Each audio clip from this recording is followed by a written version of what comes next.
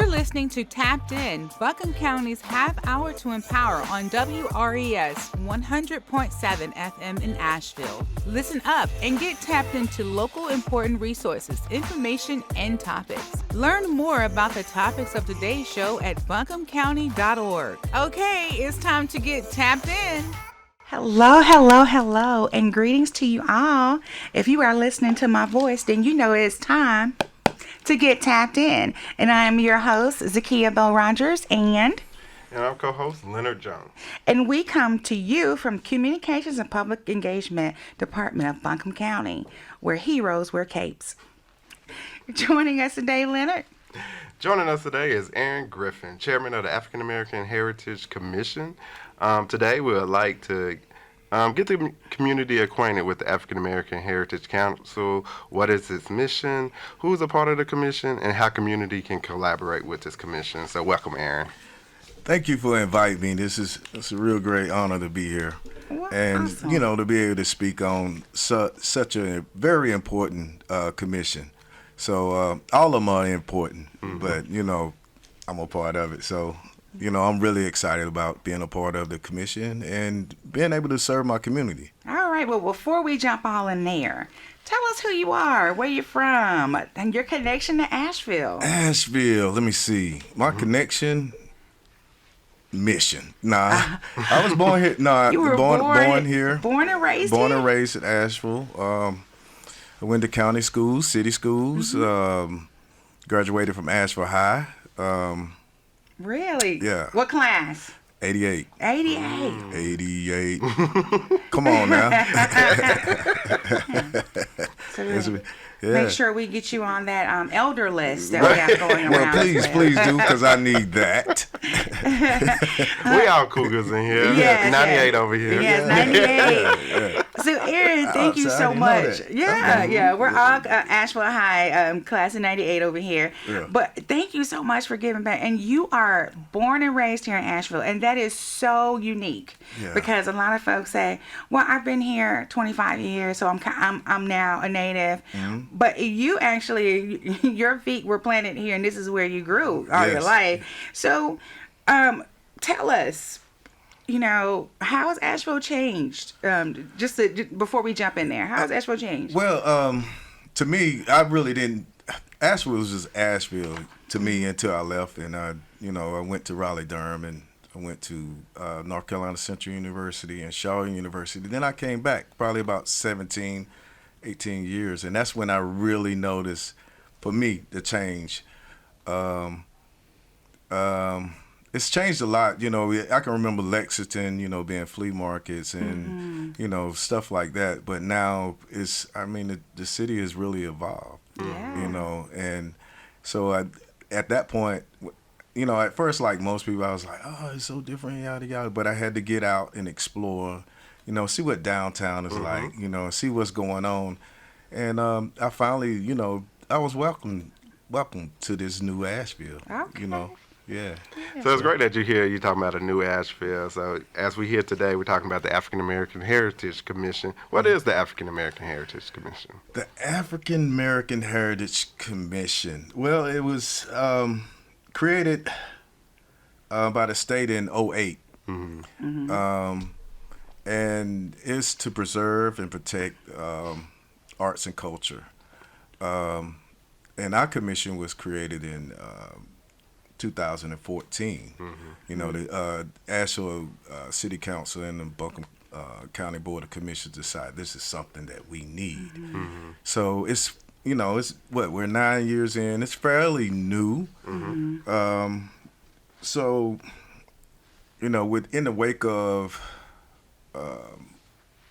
the George Floyd and all the things that's been happening recently, we sort of begin to shift, to not only to do arts and culture, but to be more, to still do the arts and culture, but to be more of an advisory board to council and the board of commission. So we're shifting and we're making a shift now. So it's changing a little bit, but we're moving forward. Okay. Oh, so you talked about it being established in 2014. When did you become on board, and what is your position? Let's see. When did I come on board? That's a good question. It seemed like it's been since 2014, but it really hasn't. I think I started around 2019. I currently serve as the chair. It seems like a long time. Oh, yeah. Well, you think about the pandemic and all of that. So that has actually, like, added 4 years because everybody's kid is now, like, 4 years older than the last time you saw them. Right. So technically, you've done about 3 terms. Right. It seems that way. It seems that way. And so, and how did you decide to be the chair? I don't know if it was something I decided. It was just, I guess the timing of the matter, you know, there was some things, people shifting out. And, I was one of the ones who, just stepped up, not really knowing much about being a chair or even being a part of any kind of commission. Just a person who loved people and loved community. And, instead of complaining, I wanted to, see if I can help out my city a little bit. Yeah, that's good. That's good. Yeah, so. And just like you mentioned earlier where you said you're a part of it, it's just that natural passion and having that experience. So it's great to see that you are the leader. How many people on the commission? Well, it's supposed to be 9. Supposed to be 9, okay. Yeah, so it's, 3 appointed by council, 3 appointed by the Buncombe County Board of Commissions, and 3 appointed by 6 members of our commission. Okay. So right now we currently filled all the positions. So, and this is the first, it's a lot of people becoming more active. So I'm really looking forward to this new year because we finally have, the members that we need. It's a very talented, group of people. Yeah. And it looks like it is from all age ranges as well, which is good because a lot of times we look around and we see our older population on the boards. And so it's good to see that I know Tyshawn Johnson is in his 20s. And so that's really good to see that the commission is not just how some people feel them against us. Right. It is a we board. Right. So yeah, that's pretty nice. How about we give a shout out to some of the other names that you brought on board? We have Ashley Wilberding, Brandon Oliver, Catherine Mitchell, Michael Hayes, Diamond Couch, Sherry Lucas, and you mentioned Tyshawn Johnson and Tiffany Debelow King. Yes. Yeah. And that is a great group of folks. Yeah. And they,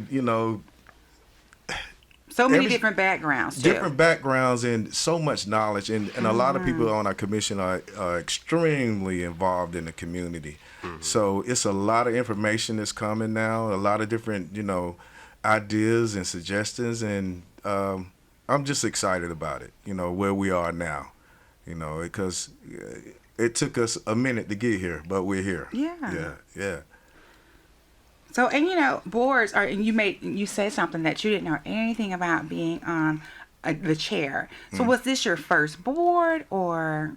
This is my first board, yes. Really? This is my first board, yes. Yeah. So, and it just come from, just the passion of just want to be a part of something, because at that time in 2019, 2019 when I started, I didn't know, I was just looking at the city's website. Yeah. And then I said, what? We have that? Yeah. You know what I mean? The African American, I would like to be a part of that. And so I went out and, I went through the process and here we are. Here we are. So you said you just got on the website and you were looking and bam, there you are. How do we as a community get involved in the African American Heritage Committee?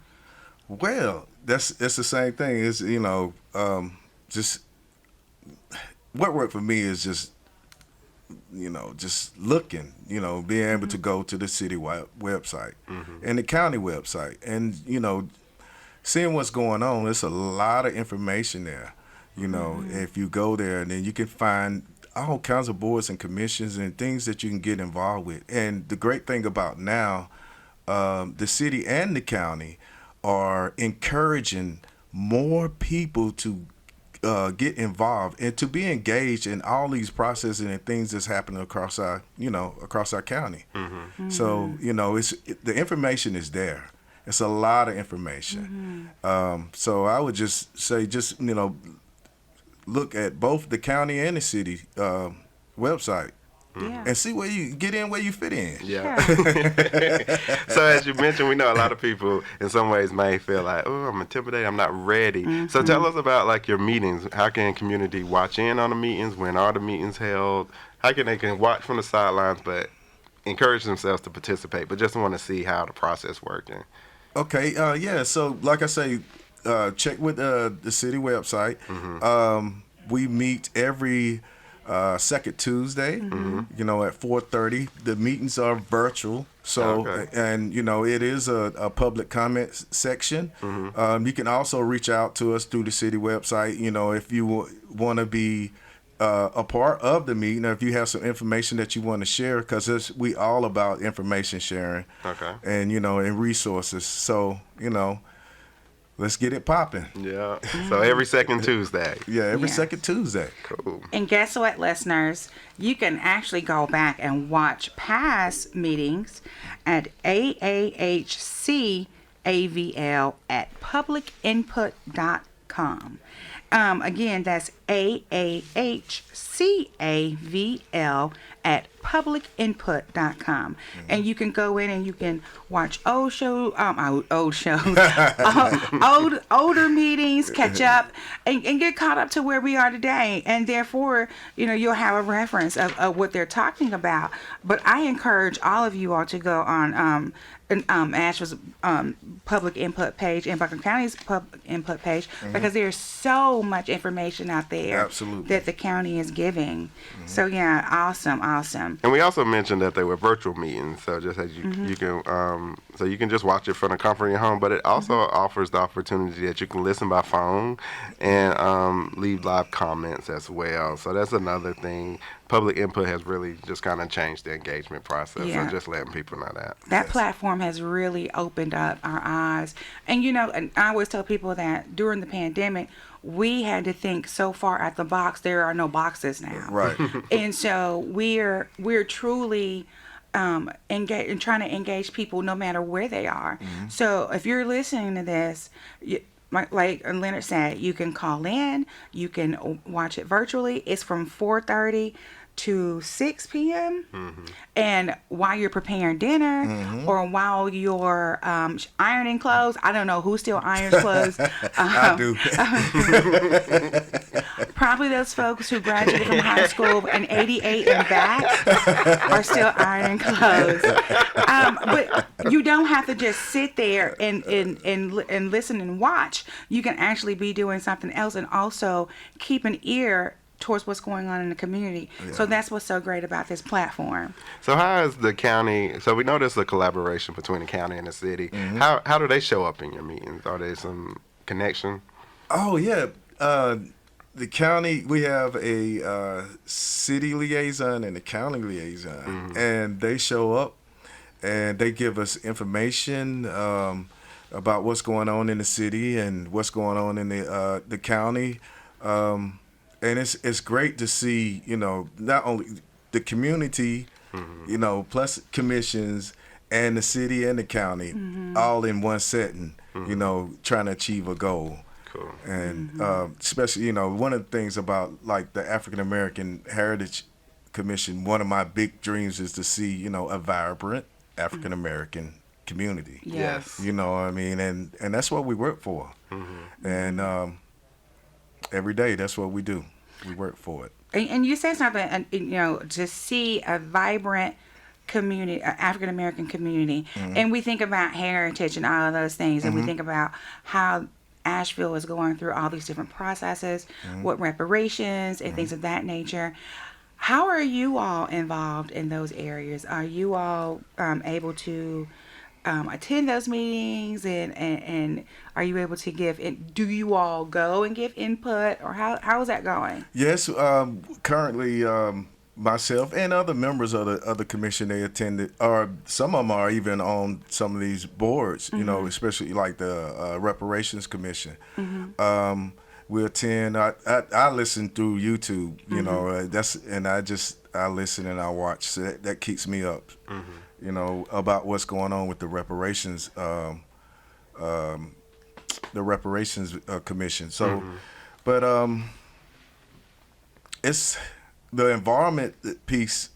Yes, we listen and we see what's going on, and also, you know, we have a responsibility to be able to give sound advice to the city and county. You know, so that's a really big. It's a really big task. Yeah. You know what I mean? To be able to listen and see what's going on in the community, and then to be able to give great advice to, you know, the city and county. So that's a part of like what we do.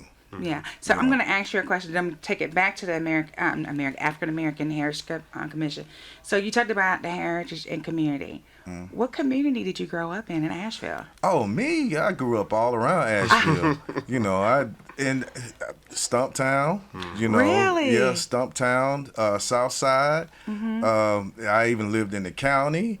You know, I went to county schools. I've been all East End. I got family in East End, all around. So, you know, I'm a part of almost every community. Well, I am. Yeah. You know, a part of every community here. You know, even,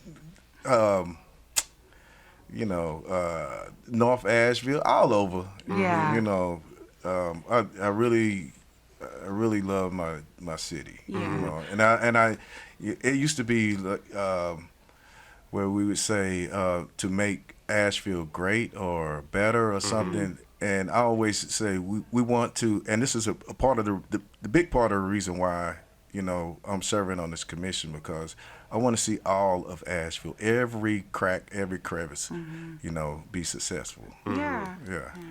So Okay, so those of you all who don't know where Stumptown is no longer a community here, but they still have community gatherings, and they're still a big family. But Stumptown was near the Mumford behind where the current Mumford Center, amphitheater and all that is located, and it was a thriving Black community years ago. I'll let you go, Leonard, because if not, I'll keep talking. I know you caught me off spot. So what is some of the current projects or previous projects that the African American Heritage Commission worked on? Well, I mean, some of the accomplishments. One of the major, well, it's a couple of them. One of them was, you know, to be able to attend the meetings with the city boards and commission restructuring. You know, we were able to give some input there, and hopefully we made some difference there. You know, and you know, we also was involved with the Walton Street Park. I'm really, truly happy about that one, because that's where the water used to be cold. Yeah. Oh yeah, it was a whole different cold. Even in the 90s, it was cold. Yeah, water. It's a cold water. You know, we did a lot of picnics and things. You know, just fun stuff. You know, and even prior to me, the old man, the county fair was there. Yeah. Really? Yeah. I did not know that. And even when I was maybe about 6 or 7, people who lived in that area, they were doing community cleanups. So this stuff is not new. I was sort of, you know, with my parents. That's the other thing. You know, it's just like we have Devontae here. You know, they sort of bring us along, and you know, you never know. You know, I never thought that, you know, this is what I would be interested in or doing. You know, but you know, thanks for my parents for instilling community in me. You know, yeah. And it's great to preserve those places, even though it's connected to a past of its exclusion, but it's very near and dear to those people. We made the best out of those situations, so to hear that the Walk Street Pool is on that registry list and will be preserved, that's a great part of Asheville's history that is still there. So it's great, and we need to keep some of those things, because we often hear a lot about urban renewal and the loss of Stevens Lee and what we lost here. So those things we have today is great, and that's one of the key things with the Heritage Commission is really to identify those places, galvanize around, really preserving that. So as you mentioned, the young gentleman we have here today, Mr. Donovan, that it's a history. You connect it to this past and what it can be, and it's a beautiful past that we can really find pride in. So thanks for the work all that you're doing now. Thank you. We got more work to do. Yeah, definitely. And you all did a Asheville historical map, right? That was. This is from your commissions, right? Yeah, it was part of, like, with the collaboration of it. Yeah. That was before my tenure. Your tenure. Yeah, that's a cool map. Yes, and so if you have not gotten the map, it's the Asheville historical map of African American landmarks, and they have them all over Asheville, the library, and here at WRES radio station, down at the a lot of the community centers. The community centers, all those places. And so please stop and get one. It is amazing, the information that is there. And it also highlights James Vester Miller, who was born in 1860. He was born into slavery, and he came to Asheville after the Civil War, and he was able to make his own business. And if you look around, a lot of these buildings in Asheville have his marking on it because he designed and built them. So that's absolutely amazing. Asheville is full of beautiful Black history. And what we have to remember is that, okay, this is history. Now we're creating a legacy. Right. So if we can get all our folks together and working on these different types of boards and everything, that'd be awesome. So is there anything that your board is planning? Oh, I love what you just said, because it leads into what we're planning. You know, and we're currently in the stage of planning a summit where we're getting together a lot of local leaders, some of them that you know and some of them you may not know, because there's a lot of people that's working in the community that's not, standing out front to, recognize them and,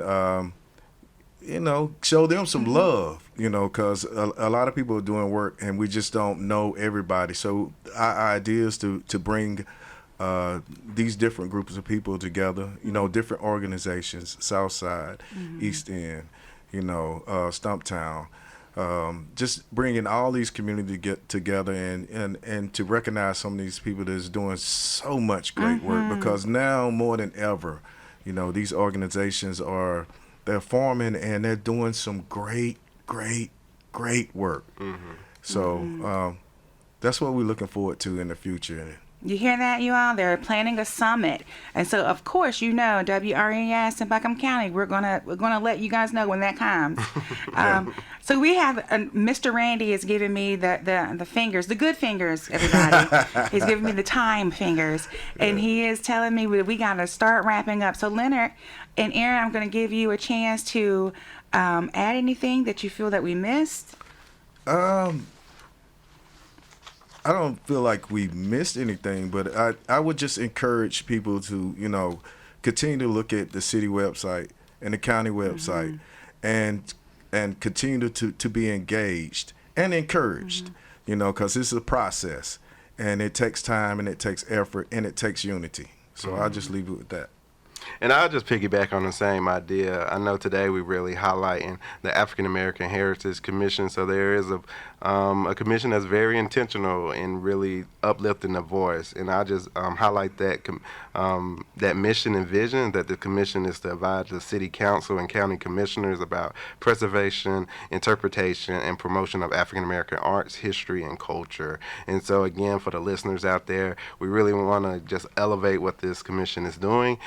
We know going forward try to increase the presence. It's post-COVID, moving kind of transitioning from COVID, but trying to just really elevate this commission for community to be involved. So when we say we don't feel like we've been present, there are opportunities for us to there's space for us at the table. Absolutely. And just really trying to use those opportunities. So tune in to the meetings on every second Tuesday from 4:30 to 6. And as they mentioned, you can go to the county and the city's webpage under their public input, review some prior meetings, and participate, collaborate, add some comment. And if you hear any of those individuals we mentioned that was on the board, let them know so they can bring it to this commission, and we can really use our voice to advise the direction and make a thriving Black African American community here in Asheville and the county. Absolutely, that's so beautiful. I like to hear when you say that. Thriving, thriving. Yes, that is Professor Jones. Well, I'm going to give one announcement, and then I'm going to wrap us up.